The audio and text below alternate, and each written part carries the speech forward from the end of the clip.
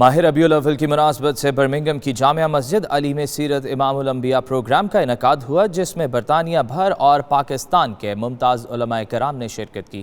مزید احوال بتا رہے ہیں عابد کاظمی اپنی اس رپورٹ میں۔ سیرت النبی کانفرنس میں مولانا عبد المجید ہزاروی نے خطاب میں کہا کہ قرآن پاک کا یہ حکم ہے کہ وہ اپنے آپ کو اور اپنی نسلوں کو ہلاکتوں سے محفوظ کر لیں۔ انہوں نے کہا کہ آج اصلاح اولاد کے فریضہ سے سبھی غافل ہو چکے ہیں، لیکن بچوں کے درمیان سیرت مصطفیٰ صلی اللہ علیہ وآلہ وسلم کے مقابلہ کو دیکھ کر یہ تسلی ہوئی کہ دیار غیر میں رہ کر بھی دین سے وابستگی موجود ہے۔ اس موقع پر شریک علماء اور کمیونٹی رہنماؤں نے خطاب کرتے ہوئے کہا کہ ہم سب مسلمانوں کا عقیدہ ہے کہ سرور کائنات صلی اللہ علیہ وآلہ وسلم کے بعد کوئی نبی نہیں اور امت محمدیہ کے بعد کوئی امت بھی نہیں۔ انہیں اپنے بچوں کو دینی تعلیم و تربیت فراہم کرنا ہوگی۔ سیرت امام الانبیاء کانفرنس کا بنیادی مقصد یہ تھا کہ ہم یہاں UK میں بسنے والے مسلمانوں کو اس بات کی فکر دے سکیں کہ نہ صرف مسلمانوں کی کامیابی کے لیے حضور کی ذات کو ماننا اور اس کا اپنانا ضروری ہے، بلکہ غیر مسلموں کو بھی مسلمانوں کے قریب کرنے کے لیے یہی واحد ذریعہ ہے۔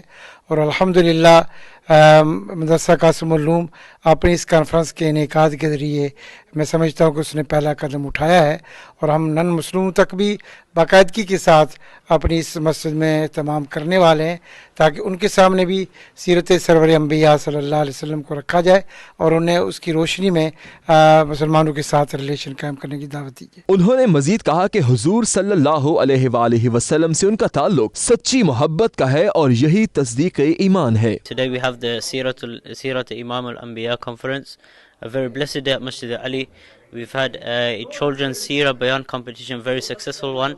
Masjid Taiba taking first place, and also we've had various Qurra come from all over the UK to show their beautiful recitation, and many esteemed guests and scholars to come and talk about the Seerah of Rasulullah sallallahu alaihi wasallam.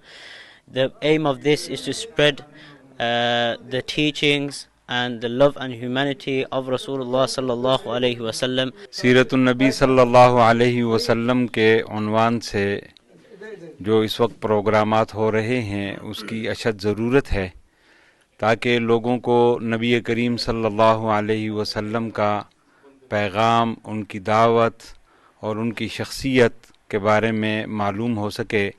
رسول اللہ صلی اللہ علیہ وسلم نے جن اخلاق حسنہ کی اور دنیا میں امن قائم کرنے کے لیے اور دنیا میں عدل قائم کرنے کے لیے رسول اللہ صلی اللہ علیہ وسلم نے جو تعلیمات دنیا کو اور قیامت تک آنے والی انسانیت کو دی ہیں، اس وقت ضرورت ہے دنیا میں کہ ان تعلیمات اور ان پیغامات کو عام کیا جائے۔